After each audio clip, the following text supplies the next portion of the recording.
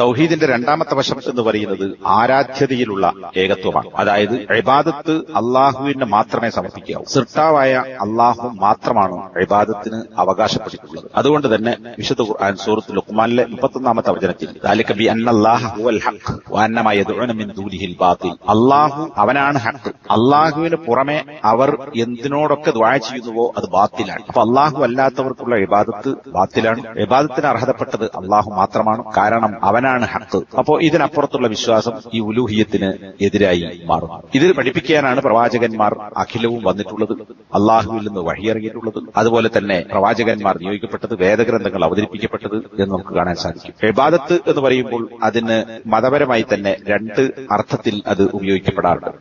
ഒന്ന്, അള്ളാഹുവിന്റെ കൽപ്പനകൾ പാലിക്കുക, അവന്റെ വിലക്കുകൾ ഒഴിവാക്കുക, അള്ളാഹുവിനോടുള്ള ഇഷ്ടവും ബഹുമാനവും മുൻനിർത്തിക്കൊണ്ട് അവന് കീഴ്പ്പെട്ട് ജീവിക്കുക എന്നതാണ്.